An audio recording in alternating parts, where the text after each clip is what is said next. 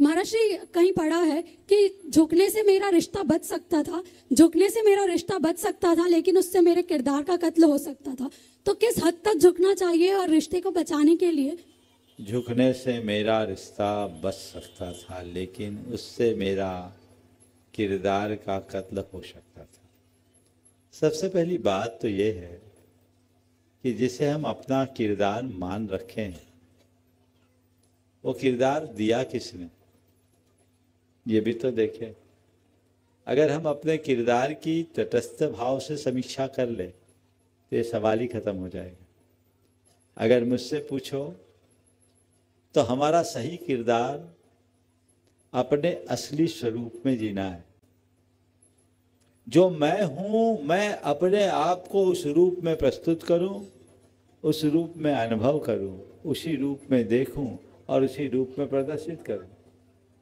लेकिन हम सबकी नादानी है कि आज मनुष्य अपने काल्पनिक स्वरूप को ही अपना असली रूप मानने का भ्रम पाल रखा।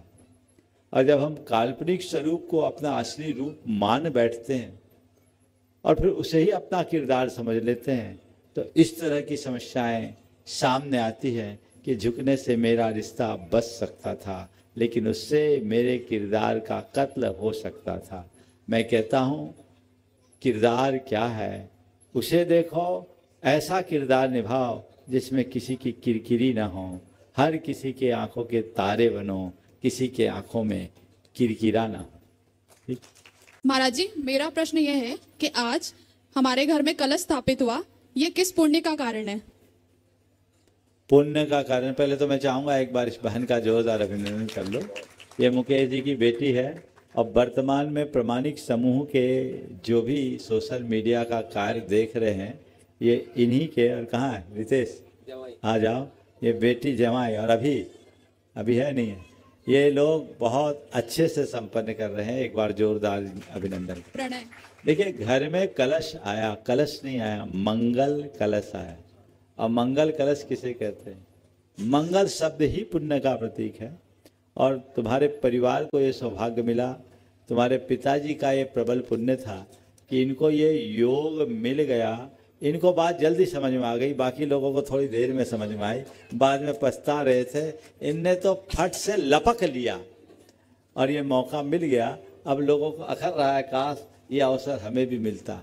पूरे चातुर्मास की धर्माराधना के मुख्य यजमान बनने का जिनको सौभाग्य मिला और चातुर्मास की ऊर्जा से ऊर्जान्वित ये कलश घर में गया है, ये मान करके चलना कि ये कलश घर में मंगल की अभिवृद्धि करेगा। और मैं घर भर के लोगों से कहता हूँ, रोज उस कक्ष में जाओ तो एक ही प्रार्थना करो, हे प्रभु, हमारा जब तक जीवन है हमारे हाथों केवल मंगल कार्य ही संपन्न हो, हम अधिक से अधिक मंगल कर सकें।